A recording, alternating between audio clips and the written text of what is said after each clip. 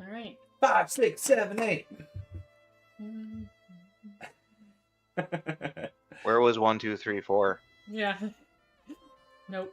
1, 2, 3, 4. We're in the last dregs of the campaign, mind you. You guys stand in a field, cloaked in shadow. Before you is a man covered in blood, having torn his flesh and been made anew once again under the Stellarium. Horonderdral, your ally. Although, moments before, it may not have seemed as such. In this dark, he gasps for air and looks upon you in recognition. After a quick parley, you guys agreed to go and find camp where you can talk in peace about what has happened since the last time you guys have last parted ways, and what you are finally ready to do. Horonderdral has some gear and quickly makes himself a little bit more sensible for those of you who are not, who are easily flattered and not from the woodlands. A fire is made, and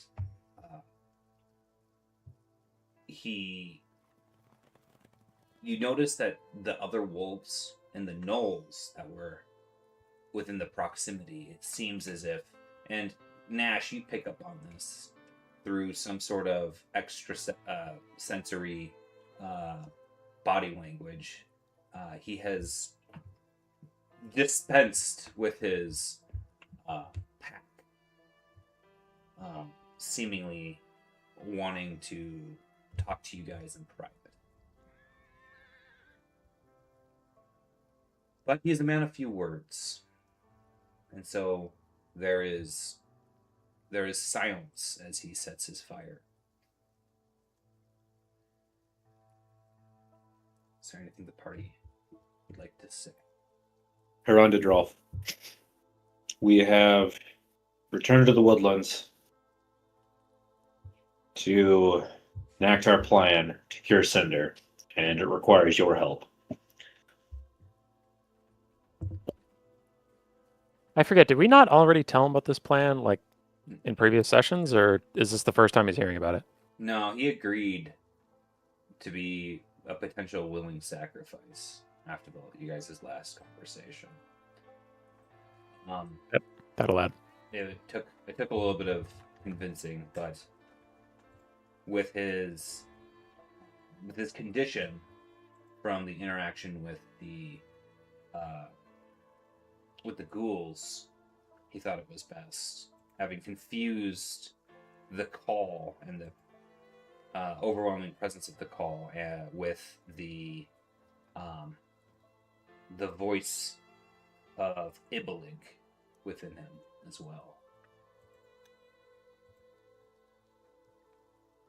I have both feared this day and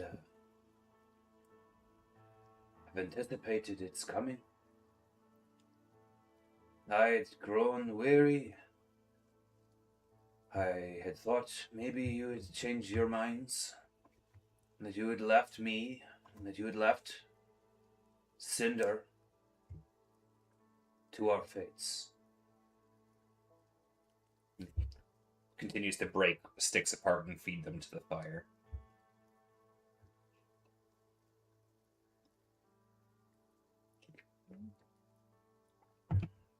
We're glad you held out and you came to meet us here.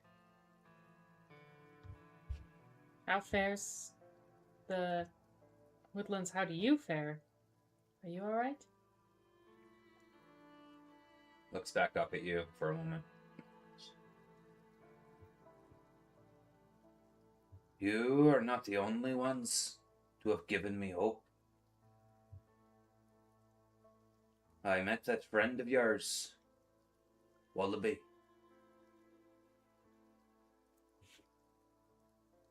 He told me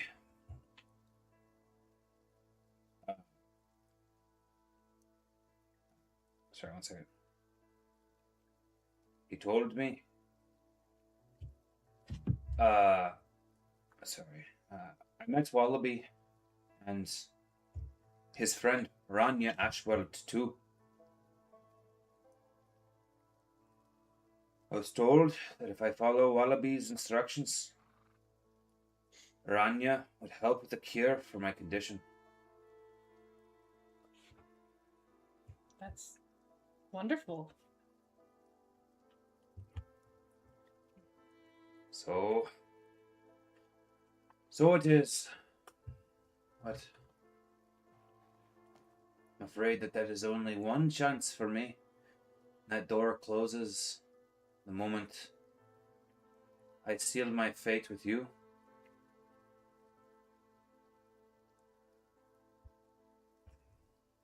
Are you still willing to be his conduit, a fair word? I don't know. Mm-hmm. Or channeler. Channeler? I had thought myself hopeless. And then there, in that such a place, I found a freedom. A freedom in death. What it was to be able to look upon the night sky and think to myself, I can give away my body, and my conflict can be over, and do it in a noble way that helps my people, helps my God. And then again the tides had turned. And here Anya and Wallaby promise hope again. Hope that this curse of Ibalig could be contained.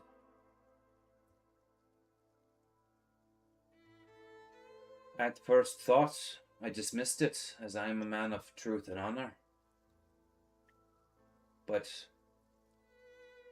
I must say, as the turns kept turning, as they say, and there were no sign of you. Dare I say, the hope latched on, and now it is even saltier than it was sweet at its best.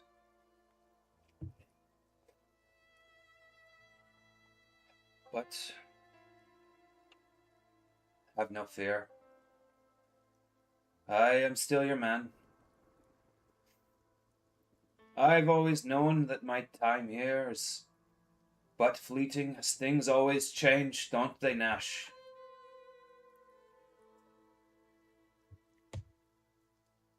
Hmm.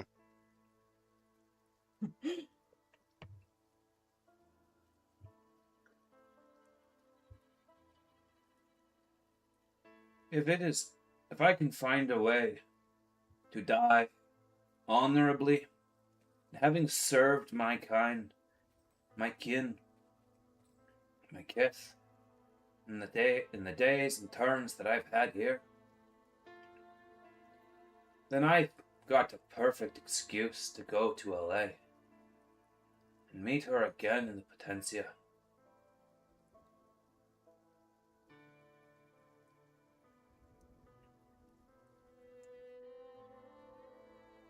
Aye, that will be sweeter than it all. Sounds pretty awesome, friend. But I mean, let's not celebrate just yet. He looks towards the forest and glowers. You see this serious expression set in. He goes, aye, it is harsh. The woodlands are more feral than they've ever been. Cinder, It may seem since the last time you were here that he struck a mighty beat in the hearts of those kith of ours, and in the beasts that walk and those that fly.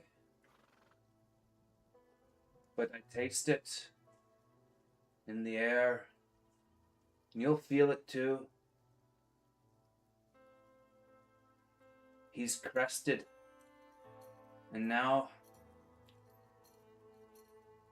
he's dying. You think he's dying? It weren't a twilight ago where the coal has reached its peak. Every day now it gets weaker. And thus, I think our people's problems may come to ebb. But what happens when Cinder dies? I think you said it true. This thing you hunt, it cannot be satiated. It will go and find another. And what will we do without the call, without the hunger?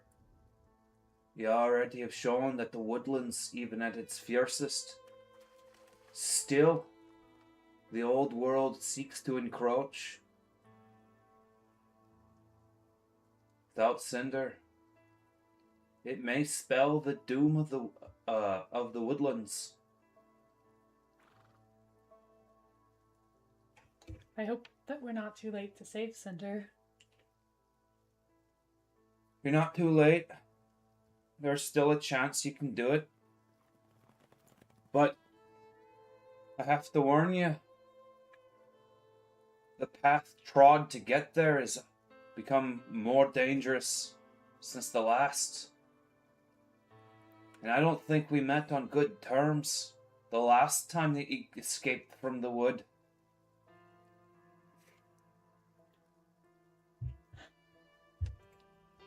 And I know that the were they scarabs or whatever have kind of taken Corpse over. fleas. The corpse fleas have taken over a majority of the land between the river and the southern border of the. Oh gosh, I can't remember what they are calling themselves now. The herd or the unbowed? The unbowed. The unbowed. And so, but do you know where Cinder is and where we would have to go to get him? I know he's like his patron, right? I don't know Yeah. if patron's the right word. I have located Cinder's den. And there he resides, but you see him kind of curl his lips. Cain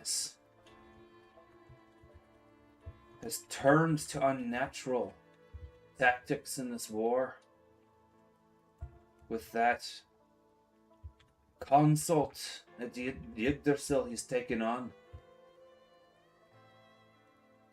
He's even devised some sort of whistle that stirs Cinder so. Who has? Sorry. Cain. I think it's chemo. Okay. Cain has with I know, but the consort is chemo. yeah. Gotcha. The whistle stirs Cinder. I think he wants to use it to provoke him to attack and to direct him like some sort of puppet. Wow. And that's not all. That strange creature that whispers in his ear. Well, after where's this quick?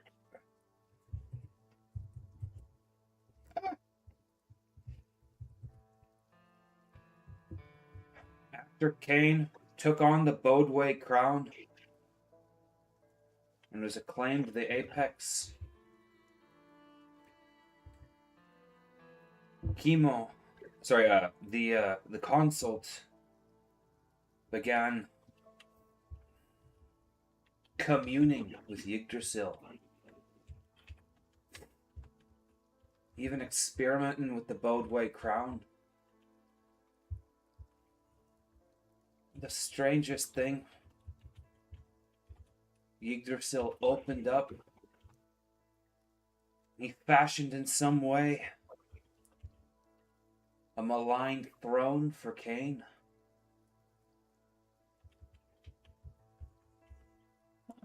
Cain sits upon that throne near night and day. And from it, first days, when I returned, the call was wild. Just like our people. And in ways true to its nature. And although it's still cinder, the call it's been... It's almost like I'm competing with Cain.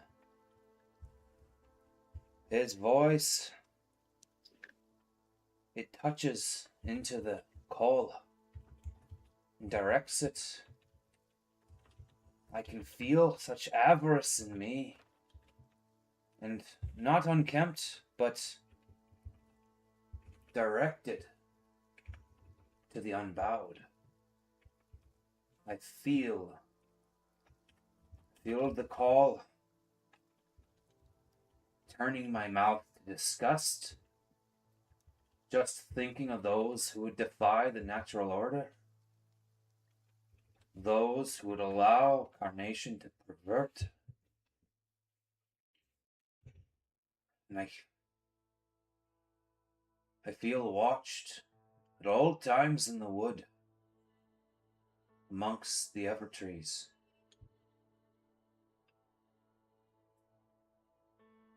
It's almost as if Cain upon that throne, it's almost like he's connecting with the trees themselves.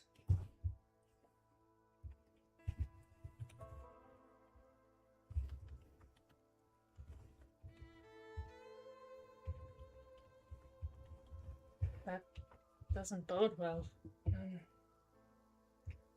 I mean, Nash, you knew Cain best. I mean, you used to report to him. Does this seem like him? What are your thoughts? I was not expecting that question. Give me a Sorry. second.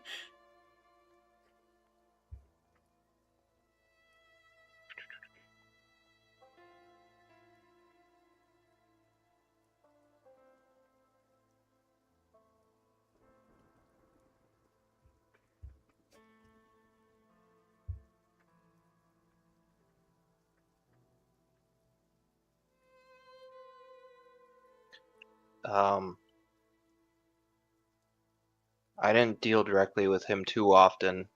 I worked mostly through one of his underlings.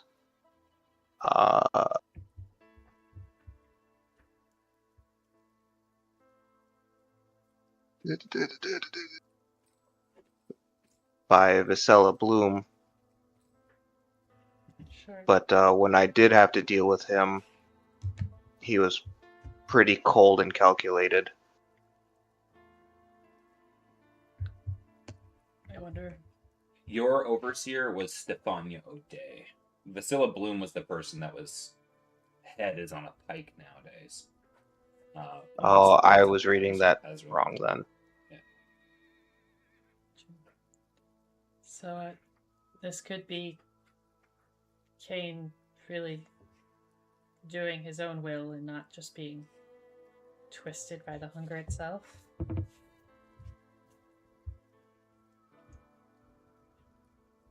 I don't know if that means we should go for him first or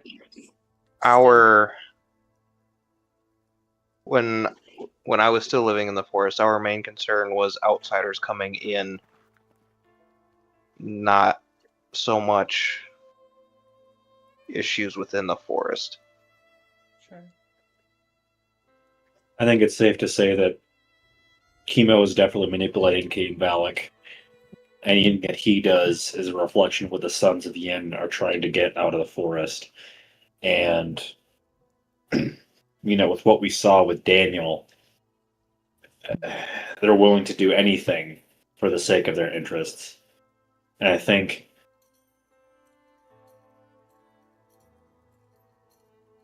our first priority is Cinder.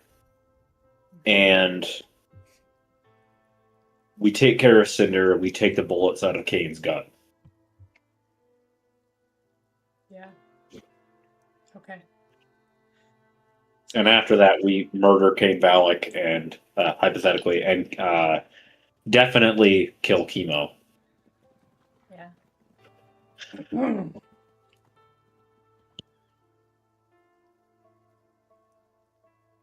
thought you were clearing your throat too. Yep. Okay. He goes, I think you forget. I am a channeler of Cinder, but I am also on the ululation of the Vivan clan. Myself, Totrios, Vinos, Ranyo, and Talea. We all recognize Cain Valak as the apex. You may have your disagreements with Cain, but I bent the knee, and on his side of this, I stand with the herd. One way or another through this. Now, I've gone through great pains to make sure that your efforts to help Cinder will not be stifled from the conflict. I sincerely want to help, even if it means my death. But I will not turn on my apex. I will not break one vow from another. We're not asking you to, but You were the one who brought this to us about Cain, and it sounds like what he's doing isn't right. You said that yourself. We're not asking you to take up arms against him. But something's wrong with what you just described. if he's siding with Chemo, then the Cain Valak you knew has chosen a path of pain and corruption and degradation and defilement. That's the one. You are right to have. Sorry, you're allowed to have your judgment. But remember, Ilya, like myself, we came from a different place. You will live your whole life, and you will never truly know the woodlands the same way as Nash. Cain may seem to you, from your chance encounter with him from one experience, you may have decided which way he lies, but Cain is ruthless and cunning. And one thing I can say,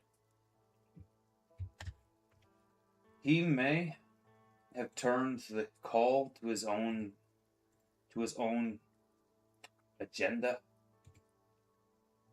But I cannot help but wonder, he united all of the Vivan, the Flaeun, many of the others as well, even some Sloan. And right now, none of them are killing each other, despite being at the heart of Cinder's fever. They are united against the common foe, who rightfully holds great peril to the woodlands. Carnation is not natural, and is a far greater problem than one consult. So again, while things are strange, and even myself am discomfited with the situation, our people held a trial, and true to it, we named an apex. I'll help you, Cinder. And then after that, if I still breathe, well, I'll uphold my claim to serve my people and to serve the apex. Now from here, to get to Cinder, thinks you may have a few options. As it stands,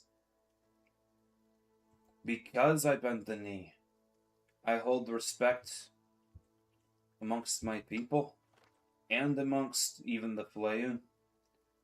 I am a leader in the herd. I can take you, but if I do, it will be to Cain Valak as prisoners. Or an alternative, we strike out, we head straight for Cinder. We ignore all calls until it is dealt with. But we'll have to strike fast and true, knowing that there may be eyes upon us, and great trials to be had amongst our kin. Nash.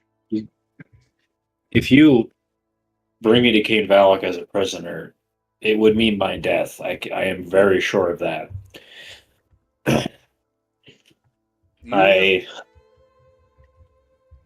You're crafty. Getting us to Yggdrasil will get us to the doorstep of Cinder's den. From there, maybe you can make a run for it, do what you need to do. However, the other route is much... Maybe you're more comforted having your weapons and not being in the belly of the beast, so to speak. But it is not without dangers. And yet, a third option remains. I don't know what is south of the White Flow,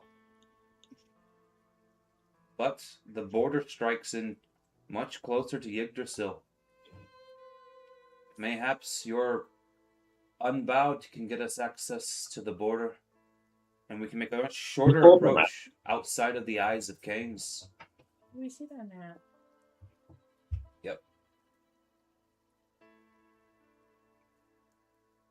Yeah, I consider us being prisoner to Cain Valak is not an option at all. If I don't have my weapon and Chemo's there,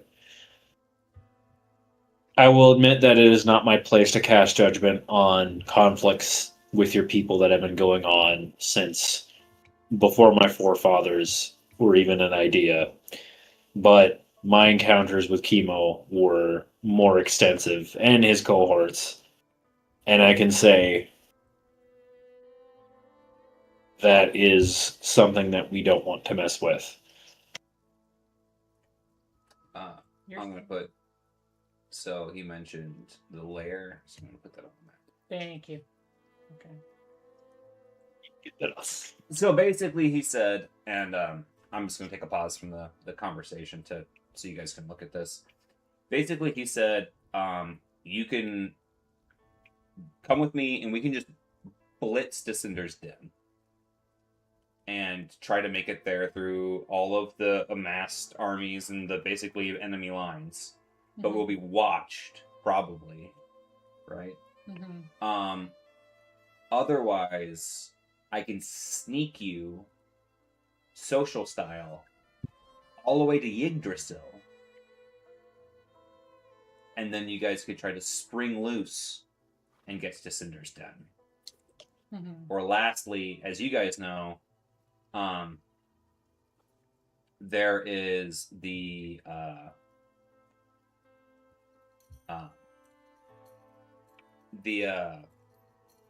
Unbowed now basically own the territory from Carnation all the way up to the White Flow and where the White Flow meets with the Braided Ants. There, however, is a land of corpse fleas that you'll have to get through. However, coming up through the Braided Ants and crossing the White Flow there will get you significantly closer to Cinder's Den. Without being amongst herd patrols, etc. And under the eyes of the trees. What's going on in this area? So that is a river that heads south out to Dresden's Rest. Well, I basically hear. Is there any reason we couldn't, like, follow this down over and then up like so? You could take the water. However, I mean, I guess if you want to ask that question in person, I guess.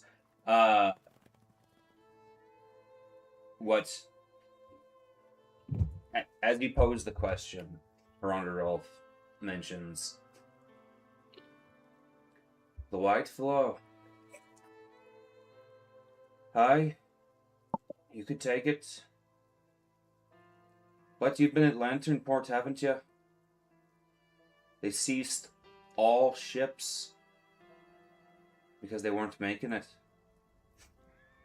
The White Flow is controlled by the Flayan.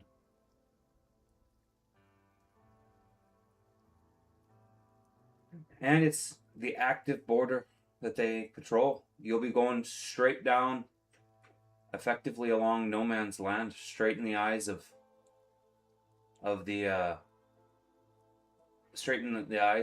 war front.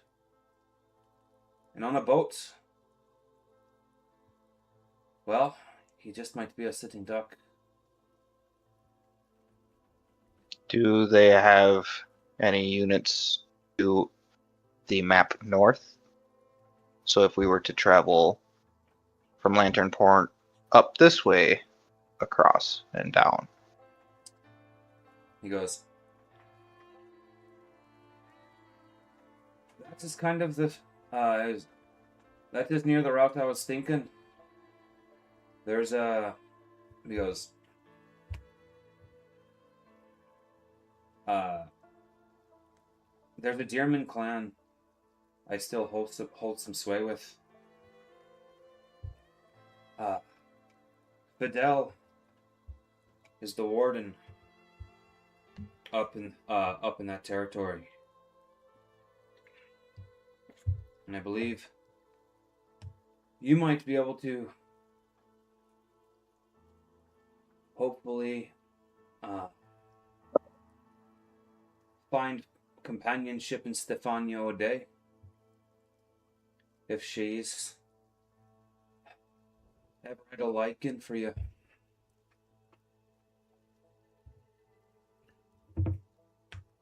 Sorry, what was that name? Stefania O'Day, your former boss. Because you basically helped keep stuff from coming down the Fulcrum Stream area. Okay. All right, so that's kind of where she was. I don't have much on her in my backstory. Yeah. So you got along really well with Stefania, growing up. She was around when you were born. unlike some of the other Flayoon who maintain predatory instincts to be kind of like one of the signalers of strength, she kind of took from Rand Villar's book and really managed to manipulate the villages to like self what's the word I'm looking for? Self cull from like caustic personalities, those sorts of things. She's a larger, almost bovine lady who very, very like matronly. Like she's like that grandma you don't fuck with. Okay. Like the whole family like listens to her, so to speak. But not because of some sort of like sheer viciousness, but there's this is a commanding air to Stefania O'Day. Okay. So me and her got along fine. She was an old grandma. What does she have to do with the Deermen? Because I thought we were at war with the Deermen. Yeah. And how does he have an in with the Deermen up there? Because I thought the Deermen were only down south. So the Deermen control the Fringewood. So the whole, they have small tribes with no particular hierarchy amongst the Deermen along the border of the entire woodlands. Oh, So okay. what Tondulas is Deermen. They're cut from a different cloth. They interact with humans, and they interact with the old world, and they interact with the woodlands in all of like the traditional forest area. Once it starts developing into like the true woodlands in the deep wood, that's where you get the striation of biome, and you get the Flayoon, and in the north you get the Viben clan, which is what Harondadrolf is from. So Okay. So we would basically have to get through Deerman territory and into several other territories where were my old stomping grounds, and then yeah, basically if we went that way. Okay. yeah, your old Mental map. stomping grounds are basically the feeding grounds deep into the woods. His stomping grounds are the canopy and the thicketlands up in the woods. Okay. Yeah. All right. So I look at him kind of surprised, and I'm like, "Old Anya's still kicking." You said Anya? Yeah. That apparently that's my nickname for her. Okay. Well, if I can get you to her, maybe she can help smuggle us a little further, and we can get in as close to Cinder's den as we can.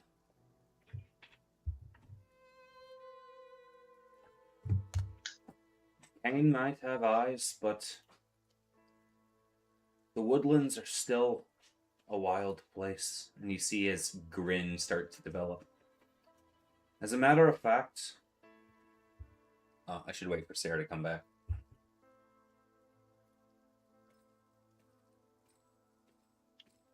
Somewhere in between those two statements, based off of his response, Nash is just gonna be like,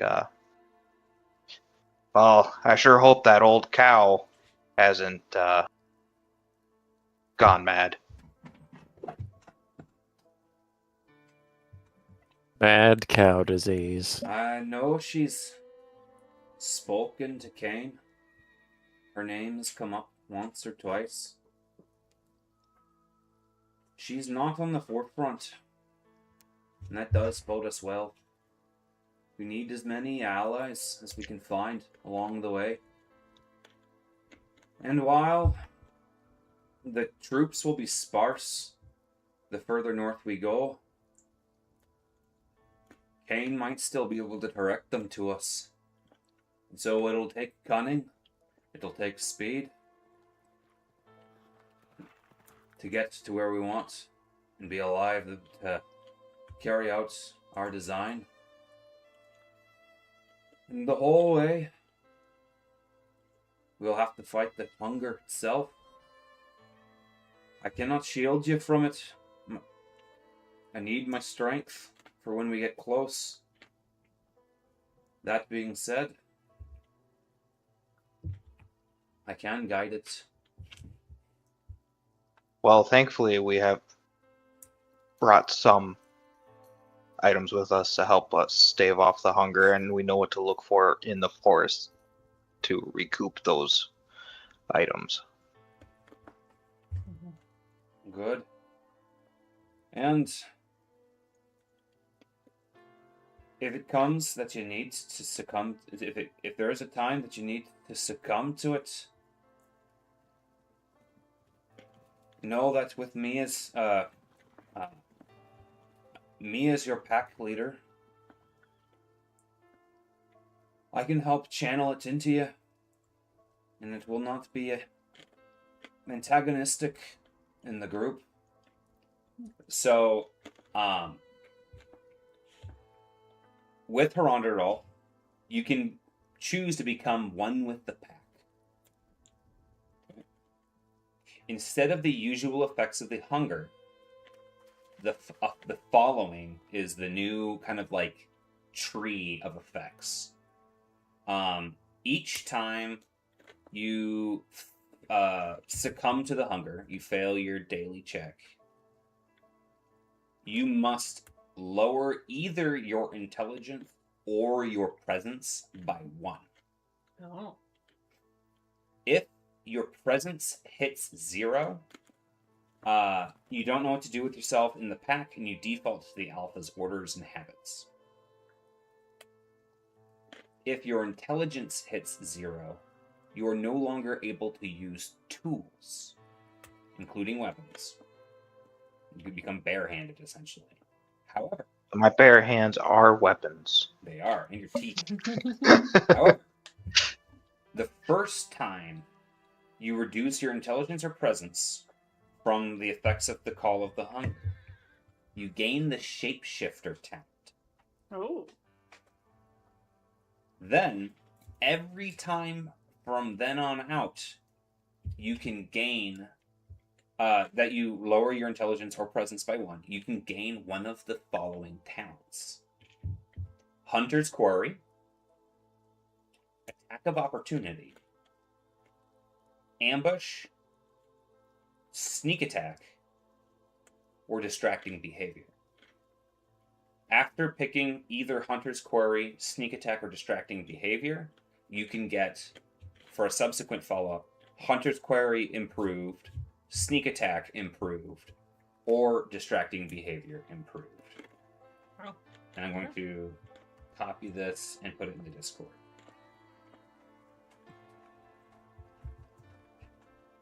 Cool. Yeah. So I will basically turn to the party after my little chat with them and be like, I vote we go north along the fringe wood and then cut over. Seems like a solid plan to me. It may take us longer, but I feel like there is a chance for benefit where the other paths are certain risk. Mm-hmm. I'm for it. Yeah, that sounds like a good plan. A question about the pack thing. Is there a way to... So it's a choice to sacrifice a point in intelligence or presence?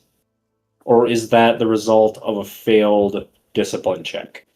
So you have to pick one or the other. If you fail the Call of the Hunger check, instead of gaining one of those qualities that you guys were getting before, like greedy or carnivorous, instead you would suffer a loss of either intelligence or presence, your choice, and then you gain one of those talents, starting with Shapeshifter. Okay. What are the limitations for Shapeshifter? Like, are we all going to shapeshift into werewolves? Is that going to be the only thing, or... I'm just wondering if there's a certain rule or guideline for that. Yeah, no. So for Shapeshifter,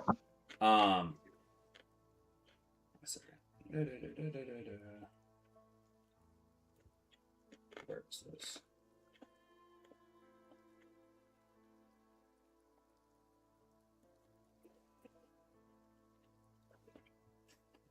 So you're gaining basically the text of it.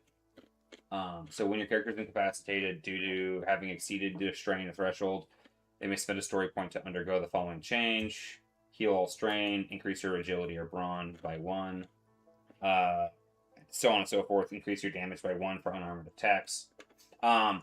Basically, you're going feral in this particular case. So that the shapeshifter talent, you're just getting the mechanics of it, but you're not actually shapeshifting. You're not like turning into a wolf. Okay, it's just for mechanics. Your character gets all of those benefits, and it's basically So I that could you're just, potentially, you're going crazy with the hunger, so to speak. so I could potentially increase my brawn to 6. Correct. Give in to the beast, right? I don't know. Do you guys even want that? I don't know what would happen. I don't know, man. Be cool to see. Might Would be I one. just ascend? Your lats would get so big the wind would pick up and carry you off. That's awesome.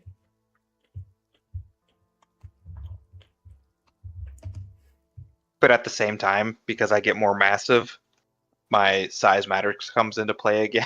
I get my own gravitational field like my dwarf had. That's funny. Love it. So yeah. Well, I mean, it sounds like a solid direction. Could certainly go that way. Do we need to plan anything else out at this point before we go? Have you, Wretch, have you made the stuff that the sensor stuff? What I forget what you call it.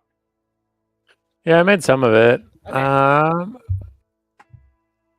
Yes, I have made some. Exact amount I would need to scroll. Yeah, I for the sake of the time lapse, I just gave you the ingredients and assumed you could auto get the rest of them since you managed to make the first. Yeah, so I have if you want to just 10 have it all pre-made, that's fine. I have 10 rage stoppers. Nice. That's what my inventory says. Okay. That's great. So And there looking- is 5 of us. I think one use was for like Oh, no, wait, no, 6 of us. for an area of effect thing, right? Yeah, with the sensor, it's area of effect. Oh, yeah, right, sensors, as in incense. Yeah. Every time I hear sensor, I think black bar. Yeah.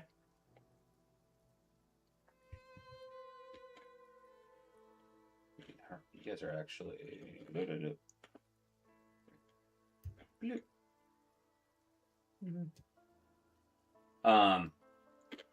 Okay, so as of right now, on foot, it'll take you to go off that red line. It'll take you 1, 2,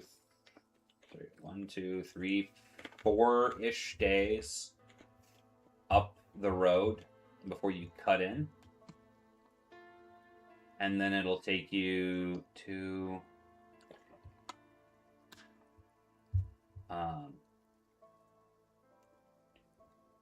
about 20 days Oof. to get to Cinder's Den. I don't think it's really any faster whichever way we go as soon as we enter the forest. Because the deep wood takes about 3 days per square, whereas there's a road that runs up Mm-hmm. that path, so it's 1 day a square. From With my local knowledge and it being my stomping grounds, would we get any kind of a boost if I were the guide yeah, between so me and Herandadrolf? the 20 days through the woods is before checks and stuff like that. If you guys are like, we want to go faster, it's also the dead of night this entire time because you guys just started a light fade. Night vision, bitch. And you have night vision. Oh, well, that might not actually work. I was gonna say, what if, like, there were horses to get from Lanternport, like, that we could, like, It would half the rent, time. but... It would half But the our time cow only goes through, so fast. overland. Okay. So it would save us 2 days, basically, if we did that. Yep. 2 And days out of 30. Yeah. If you got, so there's a chance you could get steeds from a deerman tribe to better traverse the deep wood. Okay. Okay, well, I don't have any money, and I don't know that saving the 2 days on the road portion for regular horses is... I would say we should wait till we get into the forest, Mhm. Okay. and then because then once we get in the forest, we'll have to split up all the stuff on the ox, because the ox, if we're on steed, the ox isn't gonna be able to follow us Oh, sure. very well, not at a meaningful pace where it's actually gonna make a difference. I don't feel. So something to consider is that if you guys choose to stop and work with like some of the locals, you're opting into basically social check challenges. Yeah. Right? Because of the very nature of allegiances and all that sort of stuff here. Right? Mhm. It could be that it is beneficial. It could be that it's your detriment. Right? However, your other opportunities, like I was saying before, sneaky, going quick, all that sort of stuff, whatever your guys' choices are. So just let me know. And I want to hire Delmont. you already have 2 taggers on. But future Delmont, not this Delmont.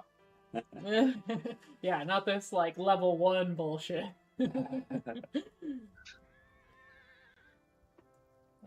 Homefrid and Ogrimbu stay behind to train Delmont.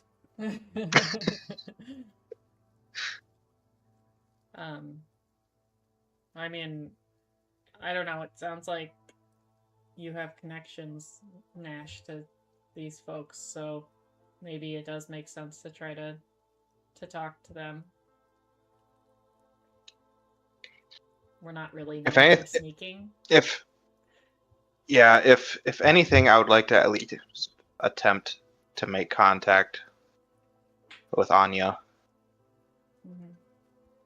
to try and get her perspective on the situation.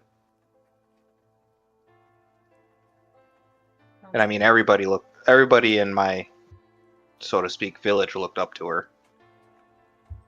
Yeah. All right. And I think that's better than going through the war front. I think so too. Yeah. And I feel like if we take his offer to become prisoners, we might lose the tools we need to do what we need to do. Yeah. It was a tempting offer to be a prisoner, though. Could be fine. Shall we parlay with the wardens of the Deerman on our way there? At Downy Moss? I'm assuming those are the lands we're going to be crossing through. Yeah. I think it'd be better off if we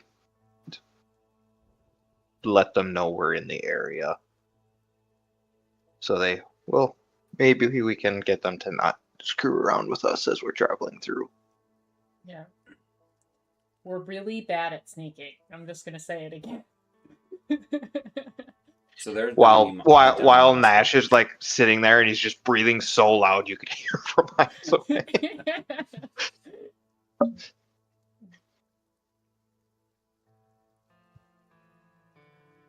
He kind of nods his head.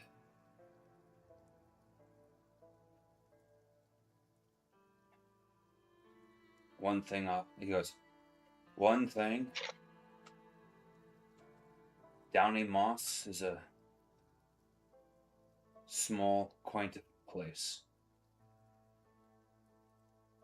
It is sacred to me. I will not have us spill blood there. If we must flee, if they turn their backs to us, so be it. Yeah. It's the least I can We're- do for a lay. And I will just reassure him that as long as they don't want to fight, there's not going to be any fighting. We're basically just going to let them know what we're doing and that we're just passing through. Mhm. Yeah, well, passing through is a dangerous thing to do it these days. Even on a light fade, if all else were calm, that alone would be enough for folks to bare teeth and lock doors. But it's what portents that were laid before us by Eve, that bitch. And so, let's go. And you still have connections today to the Downy Moss village? I know Fidel and Morva. They still owe me a great debt. Okay.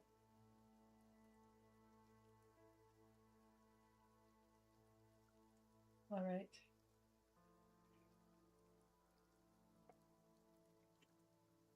Well, we can talk to them. Very well. You guys gotten enough sleep? Sure. Don't think I I'm gonna don't sleep know. after this. Feeling antsy to go. I don't know how long we've been awake for. It is effectively the middle of the night, but it is going to be the middle of the night. Light-wise, for 20 days. Yeah. I mean, statistically, we're doing fine on strain. Mhm. Story-wise, do we want to take a short rest or a long rest here just to take like a couple hours snooze and then head out, or As long as it wouldn't be like, I don't have any. I'm fresh up at the moment. So. yeah, I think we all are because nothing happened along the way here. But I mean, story-wise, we've been up for probably 14 plus hours. Sure. I mean, it makes sense. I mean, we could sleep. Might as well start early in the morning. Start early in the dark. Yeah. Alright. As you guys bed down for the night, you can feel like the radiance of the hunger from the wood. It's not quite enough to warrant any sort of checks for you guys, but it has reached quite the crescendo in there. And you can feel the irritableness, like a blanket, alighting your nerves.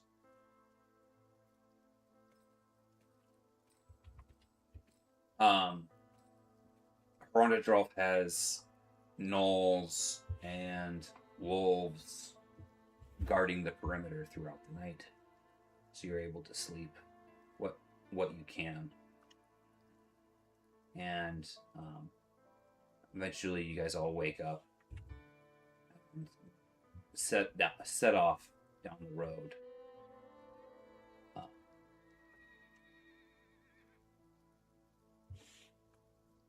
As you guys walk along the path, Rondadrolf looks to you guys and goes, I don't want to alarm you, but in a light fade like this, I don't think we can afford me wasting too much energy holding back the wolf. at least in time that we can spare. It is still me, and I'll travel with you as much as I can. But I want to save what energy I have for our interactions at Downey Moss. To muzzle the beast. Yeah, again. But yeah, before he leaves, I'll just ask for his direction on where we are going. Yeah. And how to meet back up. He mentions to ride, ride for 2.5 days north, and gives you a couple of landmarks of where to cut into the woods. But assures you that he won't be far away. He'll be with the party, and then eventually every now and then he might go off and hunt down a squirrel or a rabbit or something like that. But Okay. with giving you guys the instructions, he takes a deep breath and starts disrobing. Emery, would you mind holding onto these for me? Oh, and she kind of blushes, and then she takes the stuff. It's a crying shame to have to find new things. Being on the run. Yeah. He sits down on his knees and sits back onto his heels. And after a moment, you guys hear popping of his joints, and you hear groaning as he kind of starts to keel forward, and he braces himself with one hand as his fingernails fall off, and hair starts to thicken about his limbs, and you hear him grit his teeth as his muscles strain, and you see his skin starting to rip on his chest as a wet, sinewy muscle underneath starts to protrude, and the skin starts to almost curl up, and then it starts to as it starts to lay back down, it's harder and more callous than it was before, and as he progresses through this, eventually his groans get louder, and he starts to turn into a deep bellowing scream as his jaw breaks loose, and this muzzle starts to force its way out of his own mouth, and you see the top of his head burst off as the rest of a new skull forms, and the bits and pieces of him start to drip off, essentially sloughing off muscle and sinew, flesh and hair of his former body. As The only thing I want to know is his wolf hair as red as his human hair? It is black. Oh. He lets off a great howl, and with that, eye contact is made, but then he slowly crouches down onto all fours before eating his own corpse. Emery is just like in shocked silence, like completely mortified. Yeah. And with that, with one great bound, he leaps over the party and heads north. I mean, I thought it was hot. Emery just is still holding his clothes, and it's like, All I'm thinking is, he was filthy before he ate himself.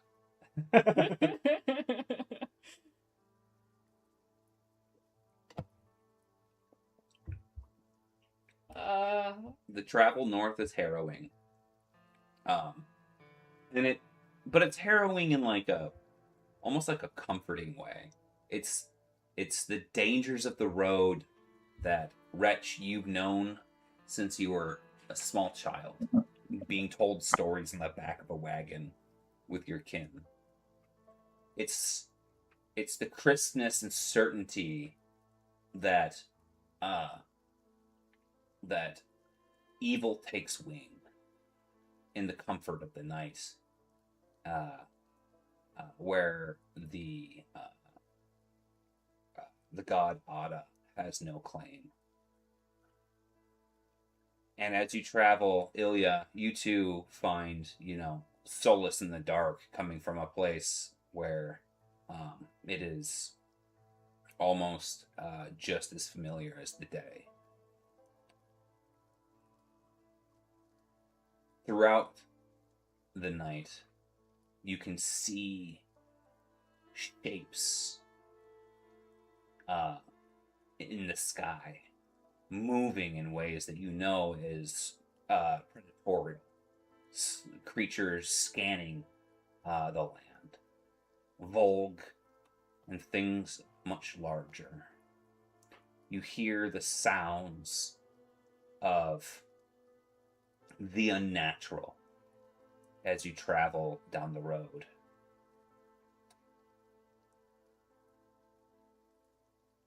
Do you guys...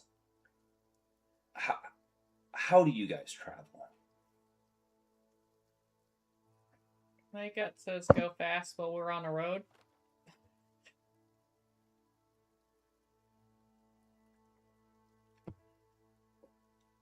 Yeah, Yeah, go we have fast. places to be. So are we at like a light legless jog? Or are we at a speed walk? I think grab Sprinting. out some of those old lady weights. Yeah, speed walk. I mean, you can't arrive like completely winded. I mean, are we peeing while walking then too? Yeah. You just do one of those like crab walk side steps. So then you don't accidentally step in the pee and then you keep going. I don't know if that's gonna work for me. You just soil yourself. Okay. As you head off, why don't you guys all give me athletics checks? You guys gonna keep up? Hell no. I'm gonna do my best. That is accurate. 0 success, 3 advantage. Does size matter come into play on this test? If it did, it would be negative. 2 and 3. 1 triumph, 1 success, 4 advantage. 4 and 2.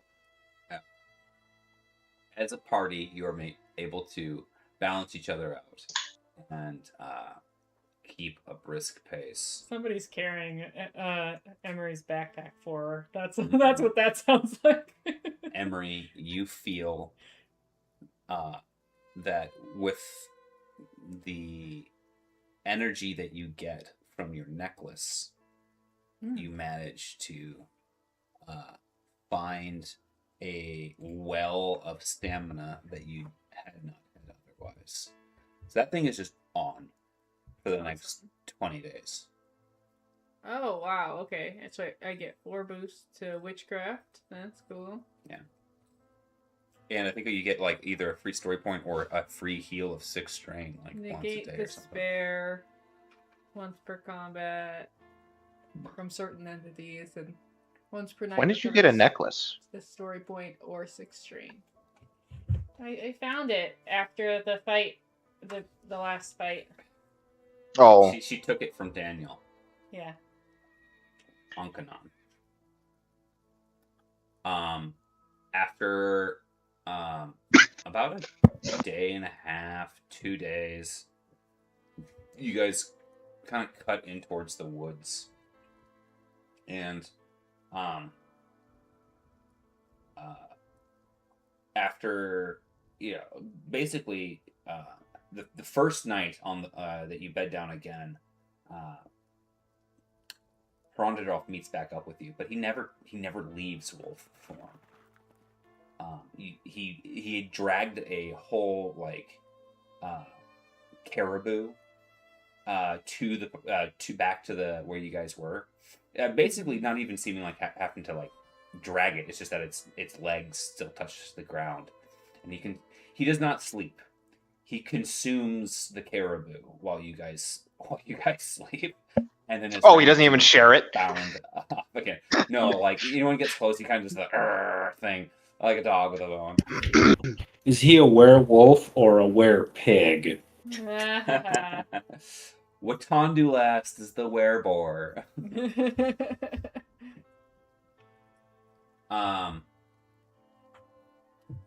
When it comes time to enter the fringe, is there anything you guys would like to do to prepare, or any last thoughts before you guys step with finality into the wood? Question. Ash. So I thought we were starting in Lantern Port. So Fringewood, does that refer to the Arboretum Fringewood? No, the fringe wood is like, so you see Where the dotted line is. The dotted line, pretty much the first square in, that's the fringe wood. But the first 30 So where the miles. pictures of trees are.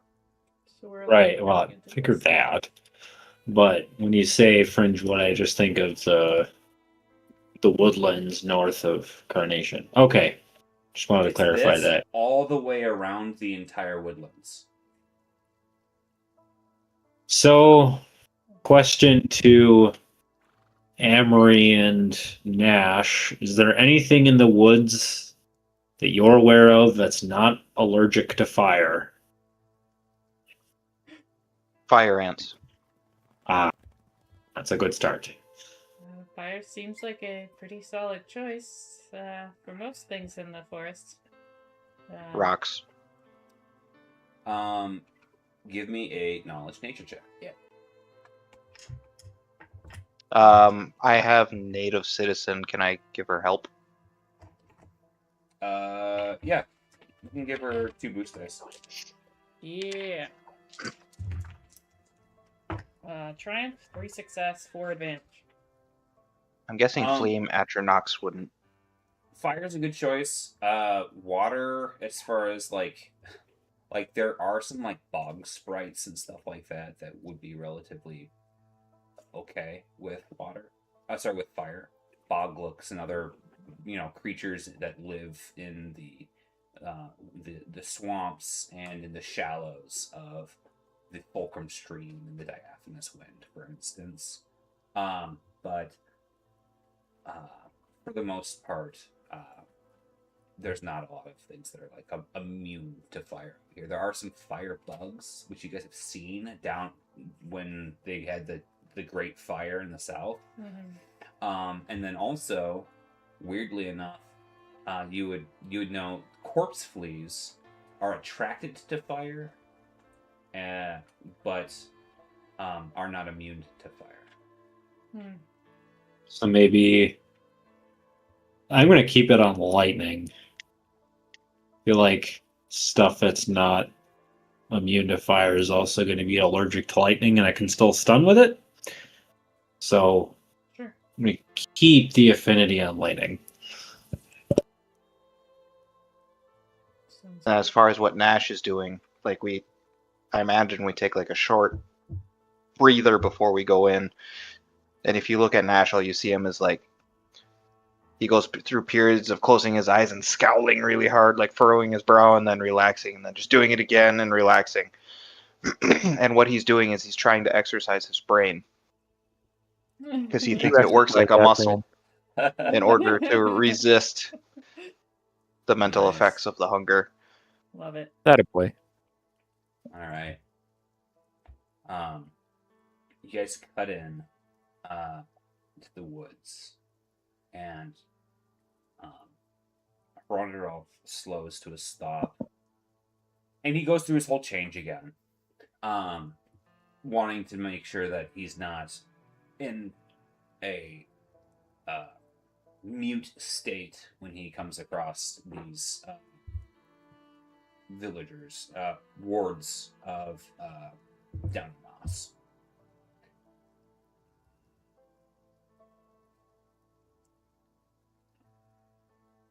Right. Well, we should be sure to make our approach, known, and that we come in peace. Yeah, I would say we would approach non-hidingly. Mm-hmm. He goes. He nods his head in agreement. Follow my lead. And he saunters off toward the village. You guys are quickly greeted by other Wooland, who,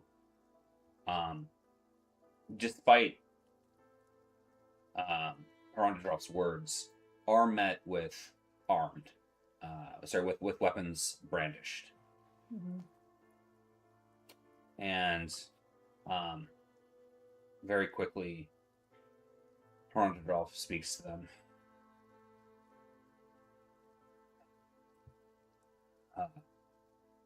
I am of the herd.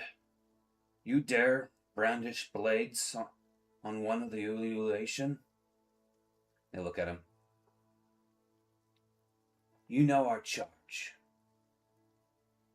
You know what light you walk amongst. And the company you keep, they are our quarry.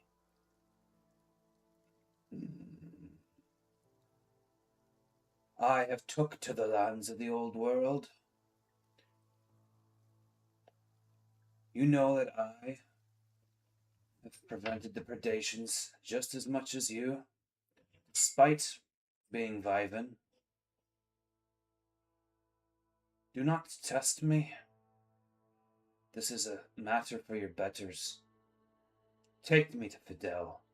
Take me to Morva. And they, scowling, sheathe their blades and unknock their bows and continue to lead the way. You're brought into a village set amongst a thick, I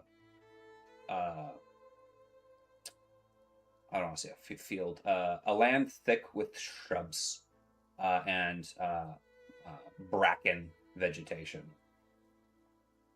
However, it doesn't seem to catch even slightly on the Woolund as they pass through these naturally gnarled vegetation. And slowly, you guys find yourself down into more of a wetter environment where mosses grow and springs are found. And this is the type of space where these thatched and green huts are. And in this damp environment, you guys are led to a female who has long, thick black braids along the sides of her head. However, the top of her head is bald, with a tiny dual-pronged buck horns, and with her is what is hard to gender, but a strange four-armed creature, whom at least Nash would know. And Emery, from your studies, you probably know what this is, but not from experience. It's a froglet that is gray, blue, and with black markings. And as they approach, it's hard to read the froglet's face, not really being a creature that a lot of you have had a lot of interactions with. Maybe Reg, actually. There's this kind of pregnant pause before one of the wards says, "We found Herondadrov cutting in from," and as they're speaking, Fidel goes, the froglet goes, "Let me guess, you found him cutting in from the old world. Big wonder there, huh?" And he looks over and goes, "Herondadrov, long time no see." And Herondadrov shakes his head for a moment. "Fidel?" And as the Fidel interrupts him again, goes, "Very strange company. Very strange company. I thought you had business to do down at the White Flow." "There are matters to be dealt with. Some things take precedent over others." He looks around the village. "I would speak with you in good company. Without company." And you notice that Fidel, he looks over at the rest of the village, and it might not seem like he's quite ready to just dismiss everyone else. Is anyone willing or interested in doing anything? I clear my throat. Are you doing that with some sort of intention? Kind of like in a way where it's kind of like, come on, people can't hear this.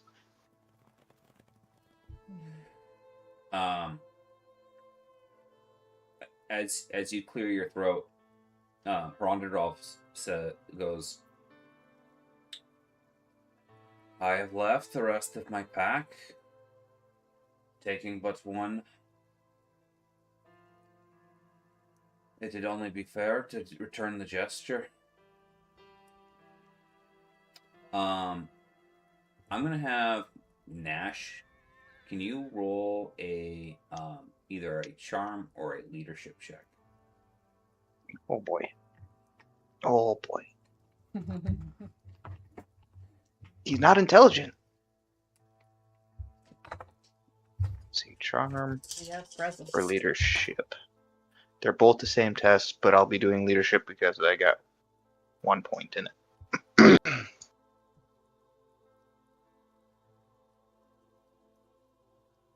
Oh, 2 and 2.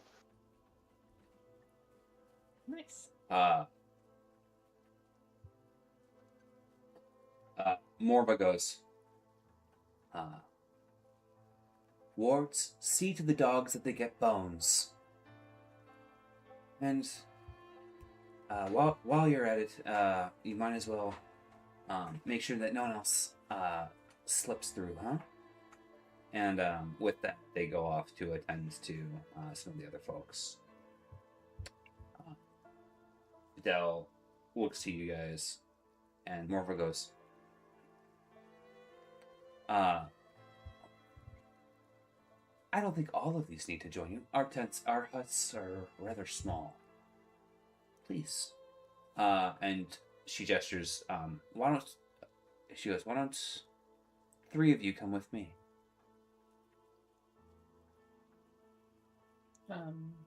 I'll go with her.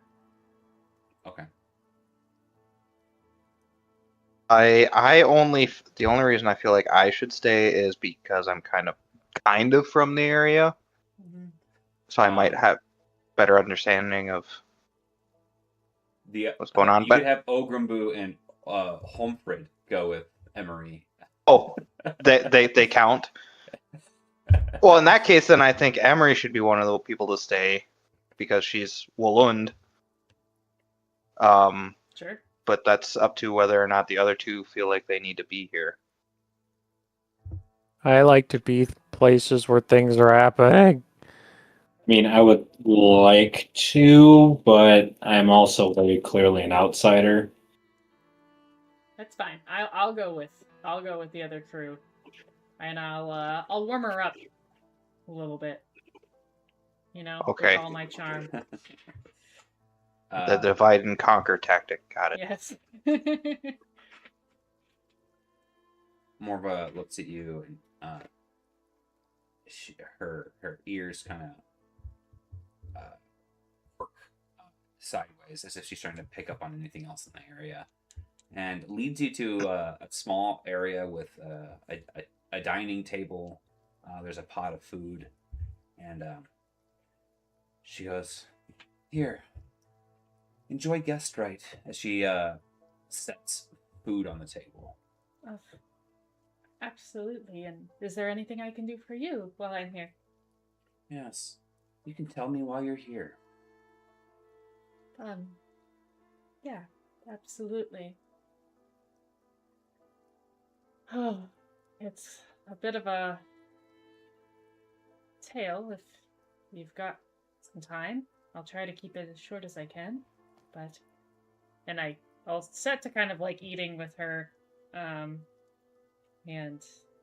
explain that we're trying to go to Cinder to,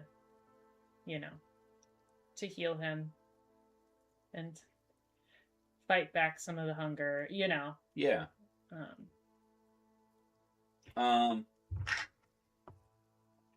Go ahead and give me a charm check. Yay.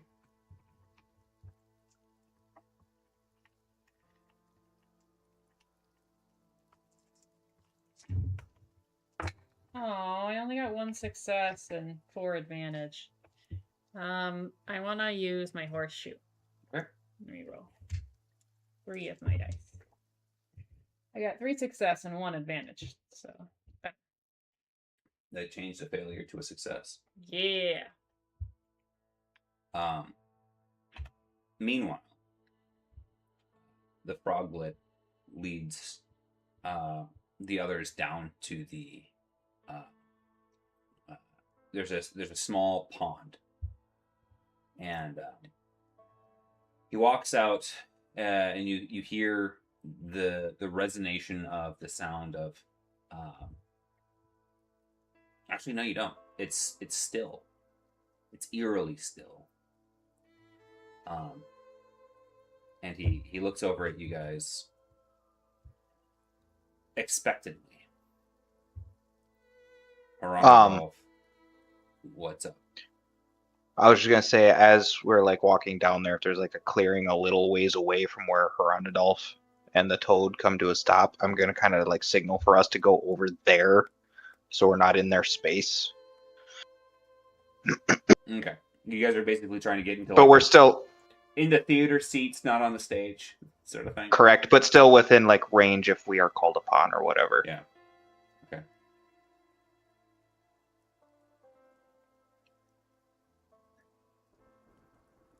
Herondadolph sits there sternly, as if he's struggling with something.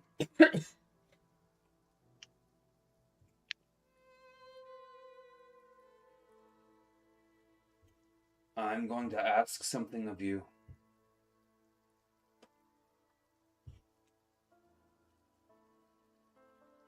The thing I'm going to ask of you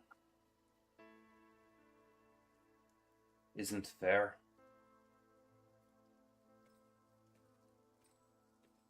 The thing that I'm going to ask of you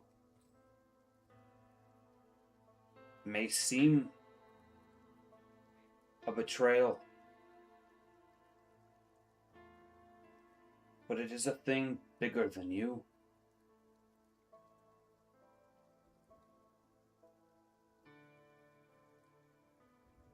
The thing that I'm going to ask of you is a thing for the people. For the Awoken, for the Outlanders, for peace and love, for the Ubre.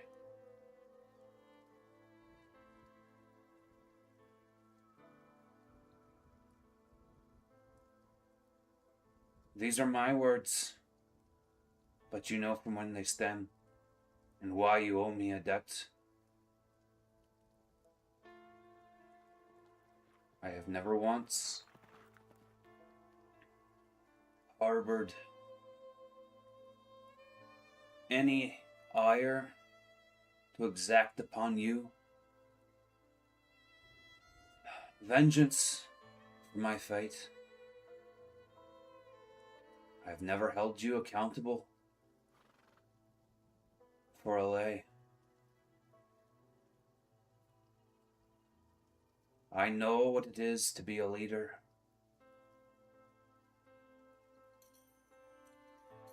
By Cinder, Ranvalar, and all the gods, I know it's a curse. So today I come to curse you back.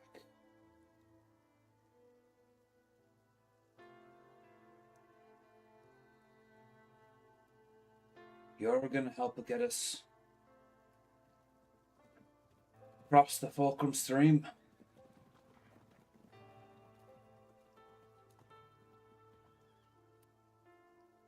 And you're going to consider this a thing that might put you at odds with bigger powers. And that might put those you love in danger. But you're going to do it anyway.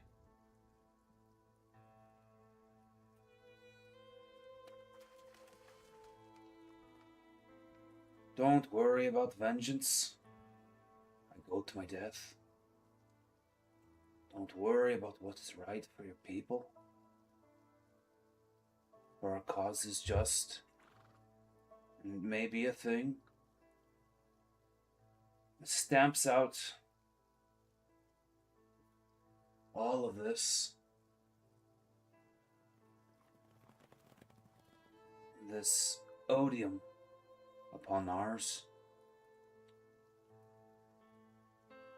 You told me that these were things that are beyond the considerations of man.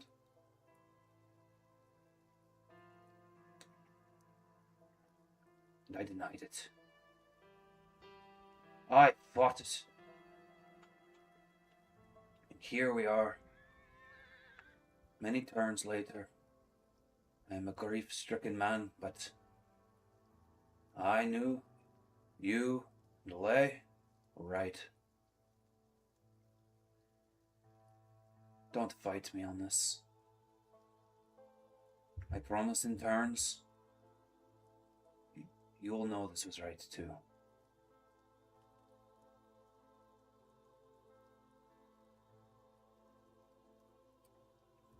Fidel sits down at the lake of the shore of the little pond there and puts his feet in the water. He lets out a small croak.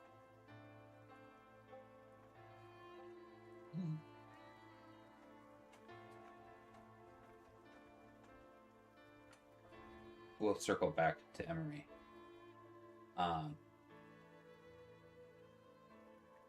The Wooland you've partnered with seems stricken by this tale you spin. She goes, things have felt a bit off. I just thought it was the right feeling with all the war and nonsense. But Cinder sick. I can't believe it. I can't believe we let such things get slipped through. It brings shame to the Deerman. That's such a.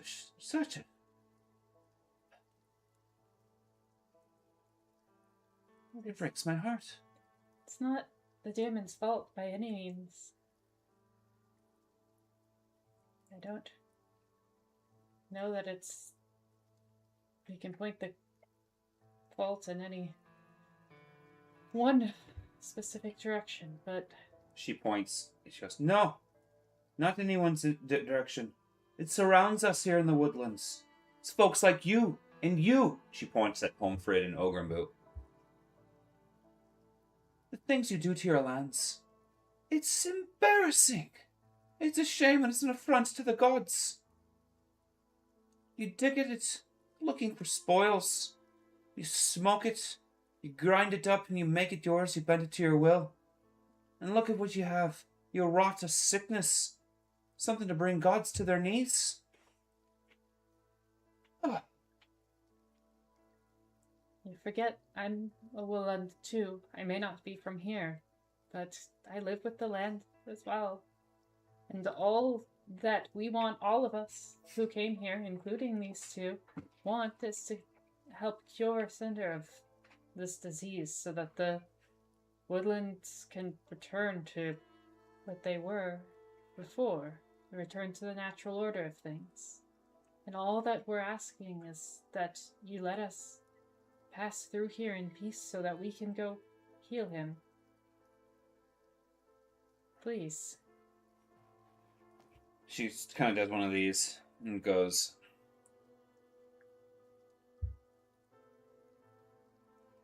I harbor no ill will for you, Emery, but these Mondays doesn't do well to sit with them. If it weren't for the proprieties of guest right, I wouldn't even sup with you.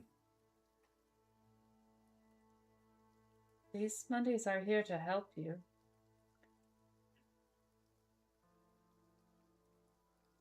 Oh, sure.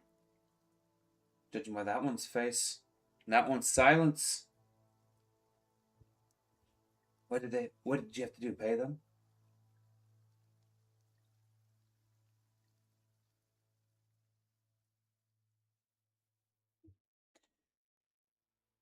Look, I don't need to defend these people for you. I just need you to hear that what we're trying to do here and let us pass through, please. I don't know what else to say.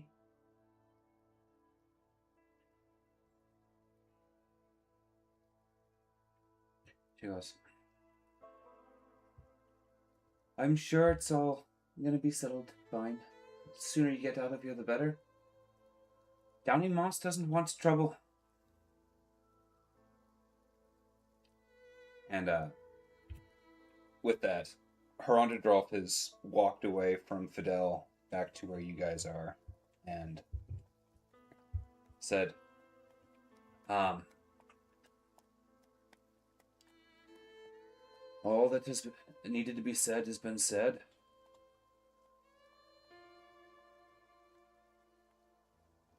Now we wait.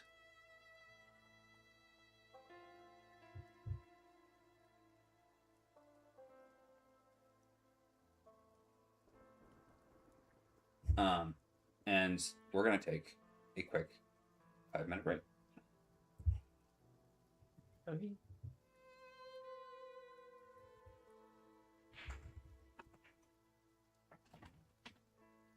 Be back at 8:25. Okay.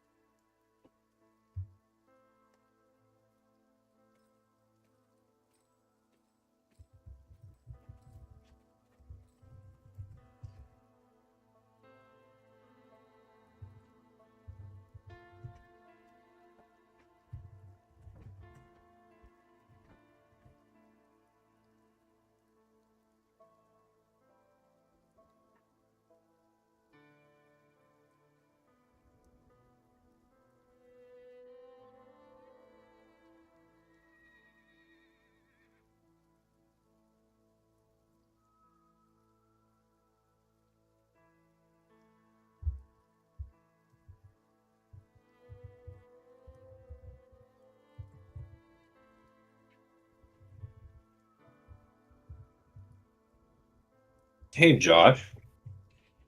Yeah. Yeah, are you off work July 3rd? I don't know.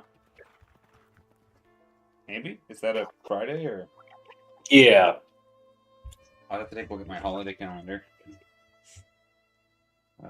Okay. My So, phone says day off. Yeah. hell yeah. Would you be interested in tentative bike plans that day? Very, very loosey goosey. Maybe. Well, we can put a pin in that, but you have circle back with me after the thing because I'm gonna try to get something done real quick on here, Okay. and then go use the bathroom quick. Sounds good to me, buddy.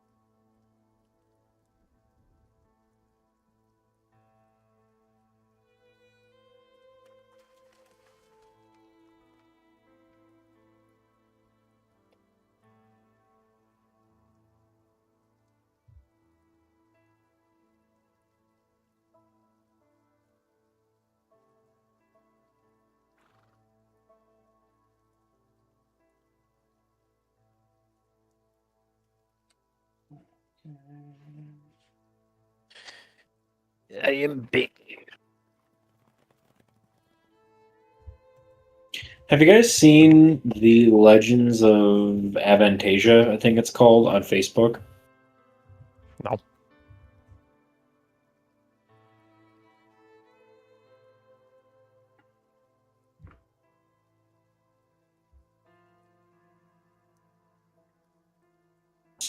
They do it's a D&D session, and occasionally they'll animate it for some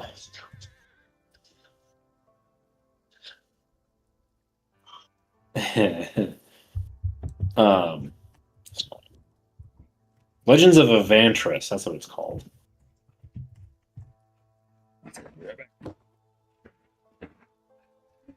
He goes. Lost him as soon as I said.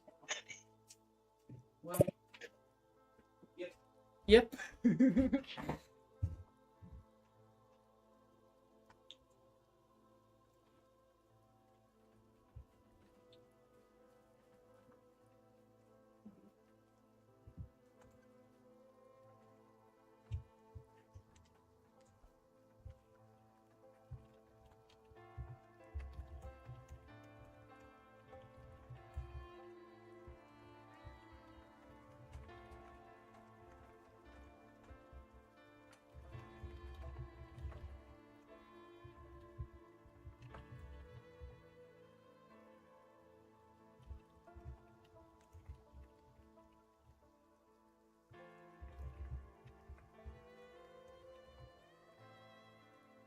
There's the funny D&D reel I'm going to put in the group chat. Oh, okay, yeah, that sounds good. It's funny. It's on Facebook. Oh, jeez.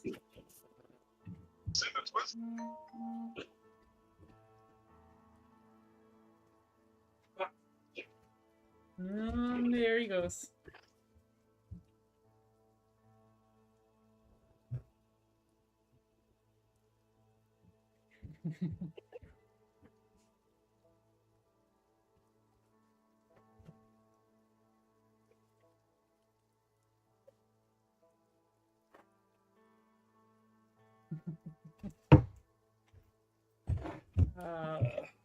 Is good. All right. Sorry about that.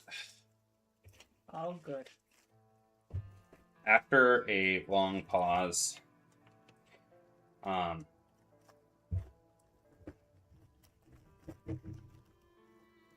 Wretch, Nash, and Ilya hear some sort of like a chortling, like a throatal chortling noise.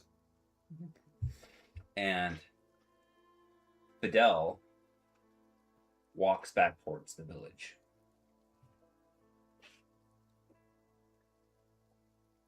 A little while later, he comes back over to the clearing. He looks at all of you.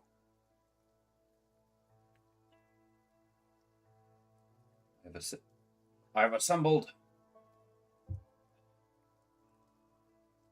some of our Meyerback Varenids.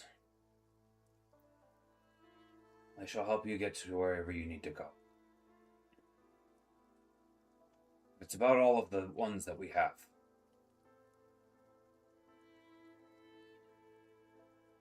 If you do get where you need to go, unlatch them from their harnesses.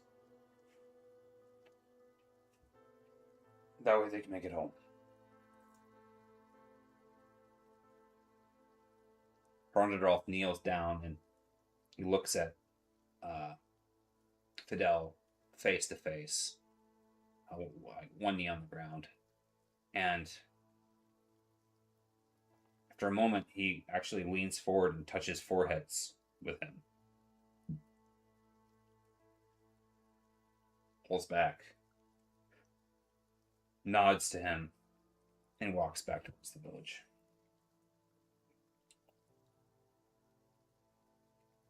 Emery, you hear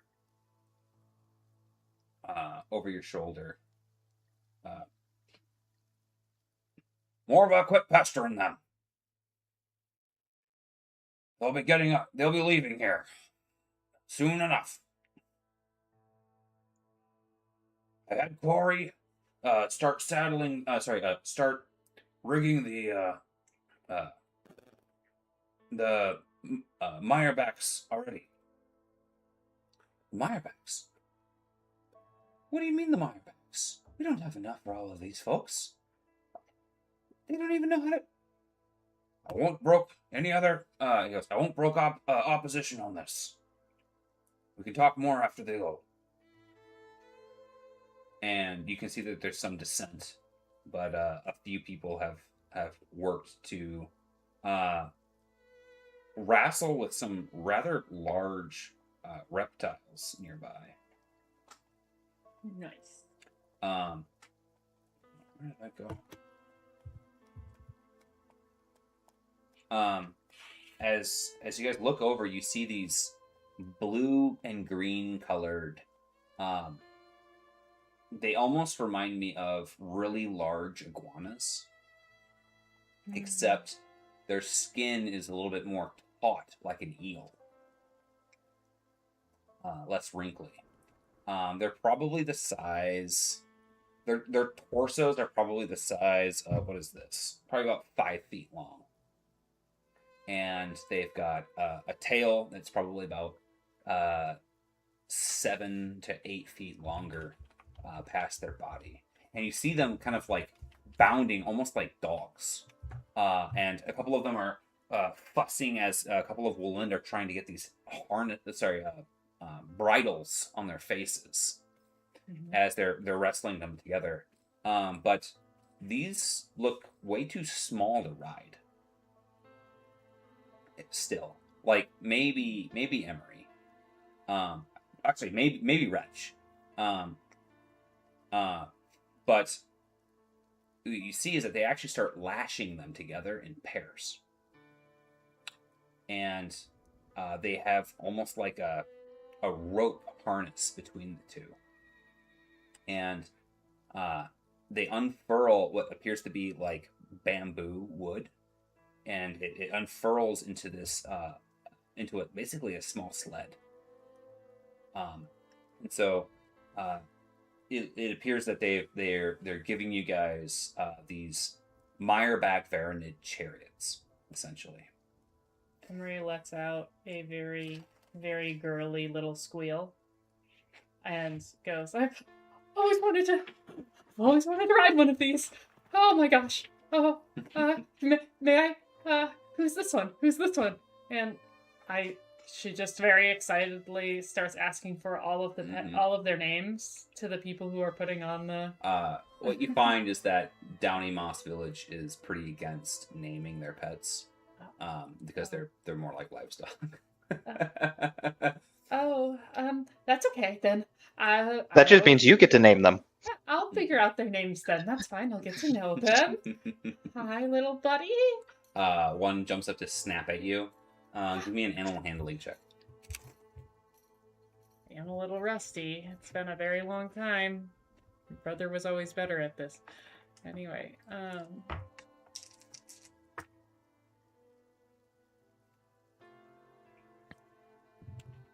2 success. All right. You hold your hand back quick, and you quickly assert yourself in a way that puts yourself in a position that you're able to like put your hand on the back of their neck in a way that like is like a weird forceful calm for them. They're like, oh, like this person knows what they're doing, sort of thing. And okay, this one's either Nibs or Snapper. And then the other one comes over and attempts to mess with your foot as it like whips its tail around. But you quickly get that one under control too. All right. And yeah, so you guys have essentially 2 Meyerbacks each, which are on a which have a small sled-like thing that you can sit on between them. It's actually on stand only, actually. And Morva explains quickly. Have you all? You look, judging by those expressions on your face, like you've never seen this before. Can I test my animal handling real quick to see if I recognize how to do this? Oh yeah. You have the local benefits. I've got the local native, and then I also have a point in animal husbandry. Perfect. So what does local native do for me? Because I haven't used it for that. I forget what it does. It's been a while. 2 boost dice. Native citizen, native citizen, native citizen.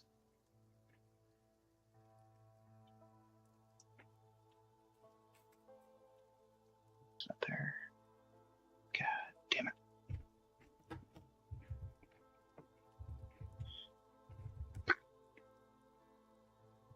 The hell? Is it a tier 3? Why am I not finding it? No, it's freaking tier 1.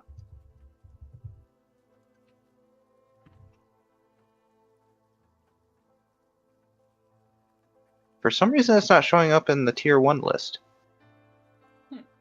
Did it get moved? Or is it out of order?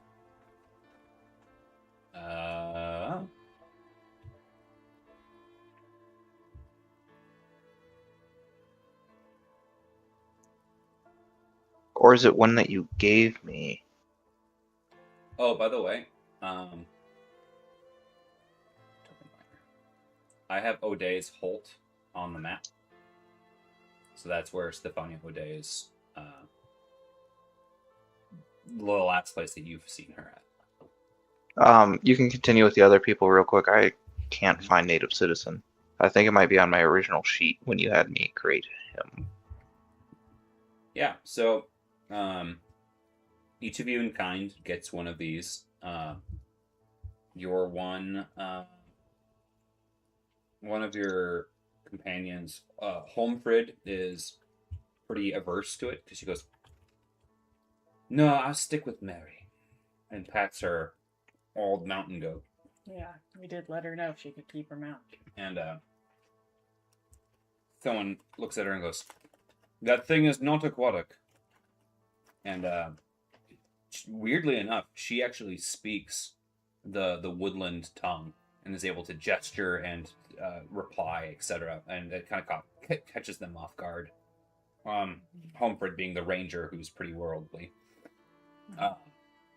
And so what you guys gain from that interaction is that these Meyerbacks, they're actually aquatic, and they can pull fast enough to keep that sled almost like you're like surfing along the top of the water too. Okay, I found it. For some reason, native citizen was in the G's. Oh, weird.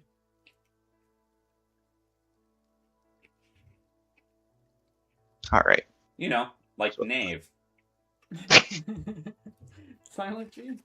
Yeah. All right. It doesn't give me boosts. It upgrades me per rank. So I have 1 rank, so it'll upgrade my check once. 2 and 1. You've seen these, you know of these.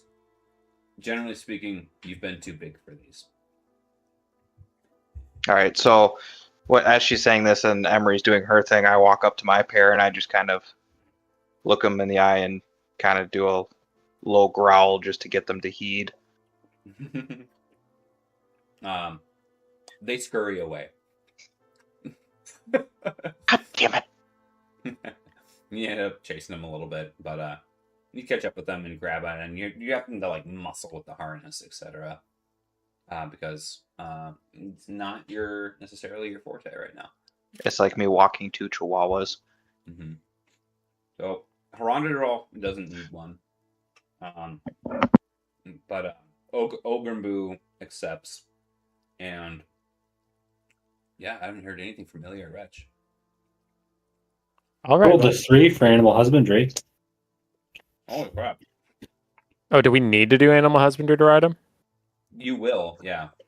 Okay. 1 and 1. Ooh, Wretch is having a hard time. If Yeah. you need to, you can ride with me, Wretch. Hell yeah. Yeah. Put extra weight on the two. The 2 heaviest ones, basically, on the thing. I take that back. You can ride. You can ride with Emery.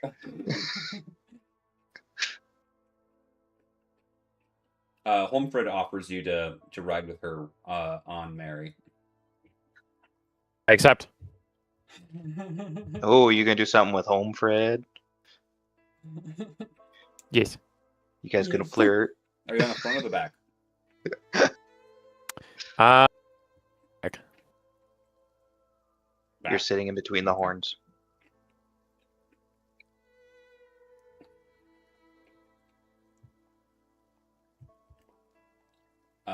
And with that, Horndrolf looks towards the villages of Downing Moss, and basically looks back at the group and goes, Oh, that's what you were talking about. I also have animal expert. Oh well. He goes, Raji has blessed our travels. May Frior bless your hearth. And he looks at the rest of the party. Let's go. Thank you. And they see me like hugging its neck and probably greatly disapprove. I'm like kind of having to use mine as a dog sled where I have to like kick it every once in a while to help them along. Yeah. So, that'll cut down some of the time. Right now, do you guys want to? Let's go back to the map. Mhm. I guess before we leave, we can figure it all out later, but we'll have to split up all the stuff that's on the ox, and I will leave the ox with the village and tell them they can do what they want with it. Completely forget that you have that. Nice. Okay. Yeah, that helps ease tensions a bit for them giving you off these super highly specialized chariots, and a great amount of them. So can you guys chart out kind of your thoughts here now that you have these and know where Ode's Bolt is? Well, obviously we did this. So, trying to get my paint pen. So obviously we need to get to cinders. The biggest gap is going to be here, but that's going to put us back in the line of fire, so to speak. I don't know if it's going to be worth it to like come up a little bit to like here, cross over and come down, or if we should just try and hug the shore over here and keep our distance from Yggdrasil. The second option I think is going to be a bit faster. So Emery, The first option, Emery, give me a knowledge, nature, or a survival check. Okay. Nature or survival. Sorry, just checking my stats here. Okay. Knowledge, nature. 4 and 1. So similar to, I believe it's Nash's original instinct. The traveling by water can be much quicker. The problem with the white flow was that it's the battlefront, right? If you were to travel on the water with the mirebacks, it would be quicker than having to go through bushes and circumnavigate, uneven surfaces, that sort of stuff. Yeah. So are there like smaller streams? The Fulcrum stream is really big. As you can see on the map, it's like 20 miles across. So you're saying that's the river that's running top of map to top to bottom. Yep. Yeah, the way the label is kind of strange. So Yep, the Fulcrum stream is the big river that goes down all the way down and then meets up with the white flow. Okay. So you could do kind of what you're showing there with that line, but if you did it into the water and then through the water, you might actually have better speed and stuff. Sure. So when you say into the water and through the water, do you mean like coming down this way and up?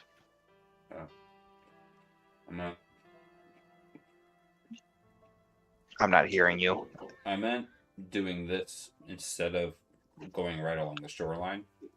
Oh, okay. Or the top line, but. And then, I'm sorry, can you remind me, what is O'Day's Holt? Stefania O'Day. Okay. A Holt is a village. I just have different names, There's Lilydale, Downy Moss Village, O'Day's Holt, so on and so forth. So O'Day's Holt is presumably where Stefania might be? Correct. Okay. So, how do I erase? Is this erase? Nope, that's not erase.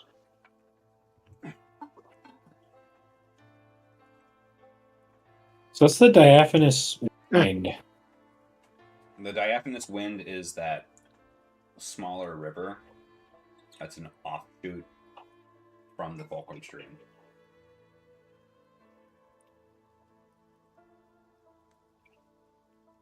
All I can figure out how to do is move them. Okay. So, Bull's proposition, or Nash's proposition, I guess, because he still wants to possibly meet with Stefania. Let's go like this. But we don't have to do it. It just might be a benefit if we could get her on board or get something from her.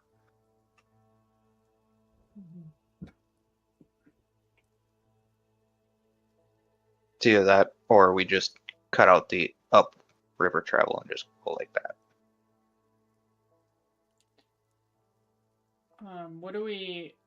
What do you think that she can offer us? And that can be a check with Josh. I just want to make sure Well, that would put me back in my stomping grounds, and I might be able to wrestle up some extra help with her help, because nobody's going to recognize me, obviously, except for people who know me really well. I really have no idea. I'm just saying, going to Downy Moss ended up being a benefit it might be a benefit to get some more help. I mean, Yeah. I'm not saying we have to do it. My only reason is it could benefit us. I don't have a reason why. Yeah. I mean, I'm down to trying that. We just also may run the risk of if she's more loyal to Kane than then we could put ourselves at risk. But Yeah, I would always say so. As a DM, I would be more inclined to reward you guys for coming with a plan and a purpose to the table rather than just like help.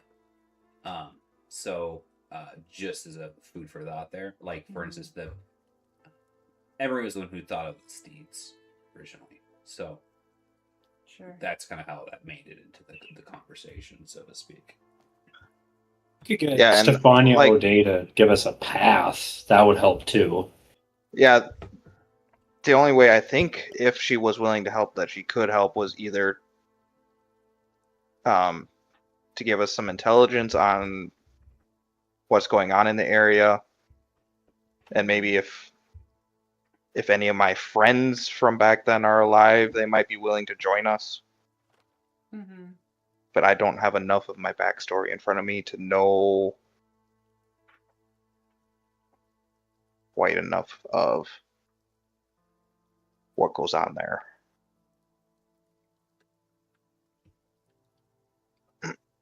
Like, I don't know, is that my hometown? Yeah, that would have been where you would have been from. Fun fact, too, while we're at it, just because I have it on the map and it's just nice to have. Token there. That is where Rich's family ended up settling down. Oh, that's cute. Rich, you didn't even know your family were in the area? Not really. Okay, so then what we can do, you see, is we can go see her, and then we can go see Mr. and Mrs. Wretch, and then we can come down. Where's Ilya's family? Like, right? It's a little late to be drawing on favors from backstories, guys.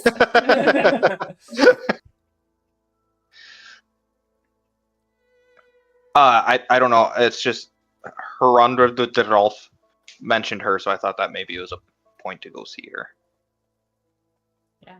No, I was just throwing stuff out there. It's okay. It's up to you to make what you will of your guys' situation, and I will. Well, then it just simply narrate how things unfold. Yeah, and I'm not opposed to it. I just. My opposition to doing it is it's obviously going to add time and extra risk, obviously, only for maybe a little bit of help.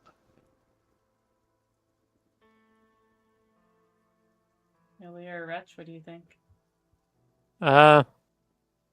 Doesn't seem the milk is worth the squeeze. All right. Gross. Yeah.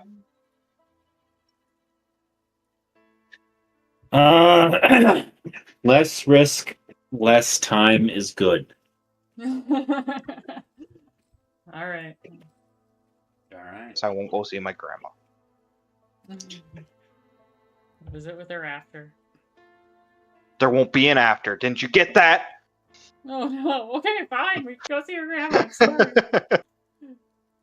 Apparently, Wretch can do without seeing his parents too.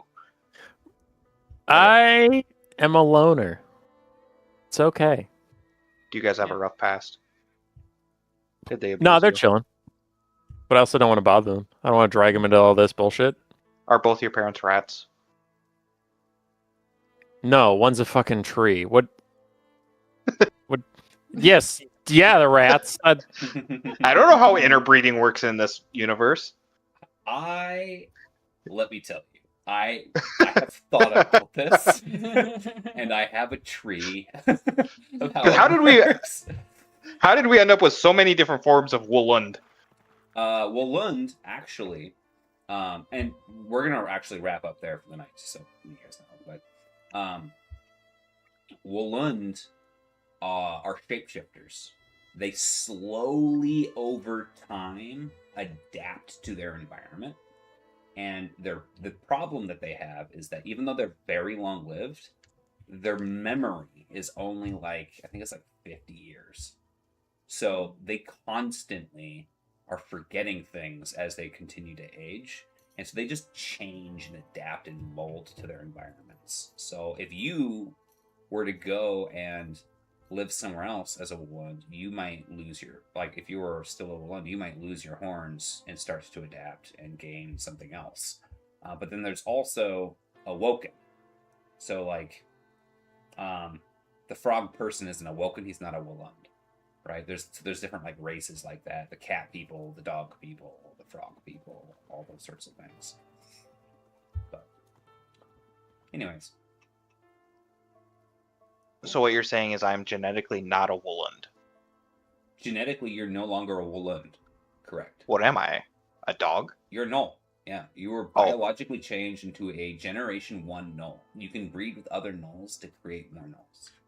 I don't want to breed with Ew. Ew. Yeah, that's not what Campaign 2 is going to be about. Like, I'm starting a pedigree. Yeah. We're only going to be purebreds. Did you know that Emery was a dog breeder? No, Emery, don't breed me. Not like that. Backstory. We will only breed superior Gnoll genetics. No, thank you. I did not Oh, sign up for man. this. Okay, I'm a prize steed. I don't just breed any Gnoll. so out of the milk and into the what? With that, you Of guys, the teeth and in the milk. right? Y'all are getting ready to get into it. First step into the woods, not so bad. Let's see if you guys can keep it up. Yeah.